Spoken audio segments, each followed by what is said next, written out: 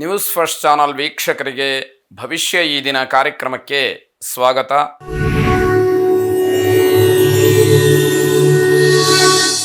ಮೊದಲು ಮೇಷರಾಶಿ.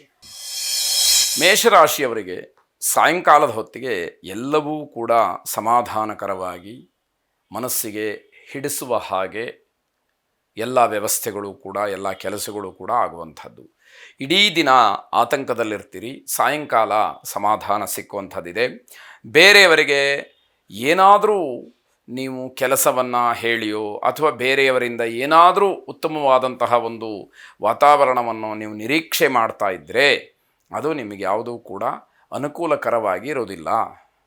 ಅಂದರೆ ಬೇರೆಯವರು ಮಾಡಿದ್ದು ಯಾವುದೂ ಪ್ರಯೋಜನಕ್ಕೆ ಬರೋದಿಲ್ಲ, ಅಲ್ಲಿ ನೀವು ನಿರಾಸೆಯನ್ನು ಹೊಂತೀರಿ ಅಂತ ಅರ್ಥ. ಹಣದ ವಿಚಾರಕ್ಕೆ ಅಣ್ಣ ತಮ್ಮಂದಿರ ಮಧ್ಯದಲ್ಲಿ ಜಗಳ ಆಗಬಹುದು ಅನ್ನುವಂತಹ ಸೂಚನೆ ಇದೆ. ಶತ್ರುಗಳಿಂದಲೂ ಕೂಡ ಪರೋಕ್ಷವಾಗಿ ತೊಂದರೆಯಾಗತ್ತೆ. ನೇರವಾಗಿ ಬಂದು ನಿಮ್ಮ ಎದುರುಗಡೆ ನಿಮ್ಮ ವಿರೋಧಿಗಳು ಏನೋ ಮಾಡ್ತಾರೆ ಅಂತ ಹೇಳಿ ಅಲ್ಲ, ಹಿಂದುಗಡೆಯಿಂದ ಏನೋ ಸಮಸ್ಯೆಗಳನ್ನು ಮಾಡಬಹುದು ಅಂತ ಅರ್ಥ.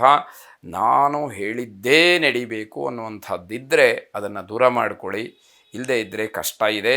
ಅದನ್ನು ಯಾವಾಗ ನೀವು ದೂರ ಮಾಡ್ತೀರಿ ಆಗ ನಿಮಗೆ ಜಯ ಇದೆ. ಬೇರೆಯವರ ಮಾತಿಗೂ ಕೂಡ ಸ್ವಲ್ಪ ಬೆಲೆಯನ್ನು ಕೊಟ್ಟಾಗ, ಒಂದು ಸ್ಥಾನವನ್ನು ಕೊಟ್ಟಾಗ, ಅವಕಾಶವನ್ನು ಮಾಡಿಕೊಟ್ಟಾಗ ನಿಮಗೆ ಅಲ್ಲಿ ಜಯ ಅನ್ನುವಂಥದ್ದು ಇರುತ್ತೆ. ನೌಕರಿಯಲ್ಲಿ ಅಥವಾ ವೃತ್ತಿಯಲ್ಲಿ ಪ್ರಶಂಸೆ ಅನ್ನುವಂಥದ್ದು ಸಿಕ್ಕತ್ತೆ. ಮುನೇಶ್ವರನನ್ನು ಪ್ರಾರ್ಥನೆ ಮಾಡಿ, ಈಶ್ವರನ ಇನ್ನೊಂದು ರೂಪ ಶುಭವಾಗಿ. ವೃಷಭ ರಾಶಿ. ಬಂಧುತ್ವಕ್ಕೆ ಮಣಿದು ಸಹೋದರರಲ್ಲಿ ಬಂಧುಗಳಲ್ಲಿ ಯಾವುದೋ ಒಂದು ರೀತಿಯ ಭಿನ್ನಾಭಿಪ್ರಾಯ ಉಂಟಾಗತ್ತೆ. ಬೇರೆಯವರ ಒತ್ತಡಕ್ಕೆ ಆಯಿತು ಅಂತ ಹೇಳಿ ರಾಜಿ ಮಾಡ್ಕೊಳ್ಳೋದಕ್ಕೋ ಅಥವಾ ಹೊಂದಾಣಿಕೆಗೋ ಒಪ್ಪಿಕೊಳ್ತೀರಿ. ಬಂಧುಗಳಲ್ಲಿ ಅದು ಒಂದು ರೀತಿಯ ಭಿನ್ನಾಭಿಪ್ರಾಯಕ್ಕೆ ಕಾರಣವಾಗುತ್ತೆ. ವ್ಯಾಪಾರದ ದೃಷ್ಟಿಯಿಂದ ಆರ್ಥಿಕವಾಗಿ ಲಾಭ ಇದೆ. ಸಹೋದ್ಯೋಗಿಗಳಿಂದ ಜೊತೆಯಲ್ಲಿ ಕೆಲಸ ಮಾಡ್ತಕ್ಕಂಥವರು ಉತ್ತಮವಾದಂತಹ ಸಹಕಾರವನ್ನು ನೀಡ್ತಾರೆ. ವೃತ್ತಿಯಲ್ಲಿ ಸಮಾಧಾನ ಸಿಕ್ಕುವಂಥದ್ದು.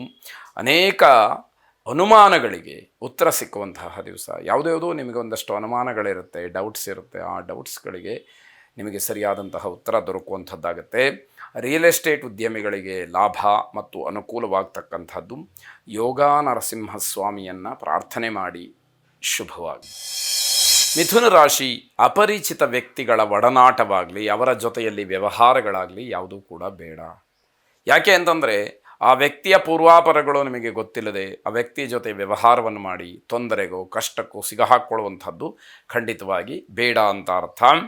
ವಿದ್ಯಾರ್ಥಿಗಳಲ್ಲಿ ನಿರ್ಲಕ್ಷ್ಯದಿಂದ ತೊಂದರೆ. ನಿಮ್ಮ ಕರ್ತವ್ಯದ ಬಗ್ಗೆ, ನಿಮ್ಮ ಜವಾಬ್ದಾರಿಯ ಬಗ್ಗೆ ಒಂದು ಚೂರೂ ಕೂಡ ನಿಮಗೆ ಅರಿವಿರುವುದಿಲ್ಲ. ಬೇಜವಾಬ್ದಾರಿತನದಿಂದ ವರ್ತಿಸ್ತಕ್ಕಂಥದ್ದಿದೆಯಲ್ಲ, ನಿರ್ಲಕ್ಷ್ಯ ಮಾಡುವಂಥದ್ದಿದೆಯಲ್ಲ, ಅದು ತೊಂದರೆಗೆ ಕಾರಣವಾಗುತ್ತೆ. ಶತ್ರುಗಳು ಅಥವಾ ನಿಮ್ಮ ವಿರೋಧಿಗಳು ನಿಮ್ಮ ವಿರುದ್ಧವಾಗಿ ನಡ್ಕೊಳ್ತಾರೆ, ನಿಮಗೆ ತಿರುಗಿ ಬೀಳ್ತಾರೆ ಅಂತ ಅರ್ಥ. ರಸ್ತೆ ಅಪಘಾತವಾಗ್ತಕ್ಕಂತಹ ಸೂಚನೆ, ಆ ಸಂಭವ ಹೆಚ್ಚಾಗಿ ಕಾಣ್ತಾ ಇರತಕ್ಕಂಥದ್ದು. ಇದಕ್ಕೆಲ್ಲ ಜಾಗ್ರತೆಯನ್ನು ವಹಿಸಬೇಕು. ನಾವು ಬೇಜವಾಬ್ದಾರಿಯಿಂದ ಅಥವಾ ಇನ್ಯಾವುದೋ ಒಂದು ಗಮನವೇ ಇಲ್ಲದೆ ಮಾಡುವಂತಹ ಕೆಲಸದಿಂದ ನಮಗೆ ತೊಂದರೆಗಳಾಗತ್ತೆ. ಆರ್ಥಿಕವಾದಂತಹ ಸ್ಥಿತಿ ದುರ್ಬಲವಾಗ್ತಕ್ಕಂಥದ್ದು, ಅಂದರೆ ಹೆಚ್ಚು ಖರ್ಚು, ಅದರಿಂದ ಹಣಕ್ಕೆ ತೊಂದರೆ, ಇವನ್ನು ನೋಡಬೇಕಾದಂಥದ್ದು. ಪ್ರೇಮಿಗಳಲ್ಲಿ ಪರಸ್ಪರ ಜಗಳ, ಒಬ್ಬರನ್ನೊಬ್ಬರು ಅರ್ಥ ಮಾಡಿಕೊಳ್ಳದಲೇ ಬೇಡದೇ ಇರತಕ್ಕಂತಹ ವಿಚಾರಕ್ಕೆ ದೊಡ್ಡ ಮಟ್ಟದ ಜಗಳವನ್ನು ಮಾಡ್ಕೊಳ್ತೀರಿ. ಅದು ಯಾವುದೂ ಕೂಡ ಬೇಡ ಅಂತ ಅರ್ಥ. ದುರ್ಗಾರಾಧನೆಯನ್ನು, ದುರ್ಗಾ ಪ್ರಾರ್ಥನೆಯನ್ನು ಮಾಡಿ ಶುಭವಾಗಿ.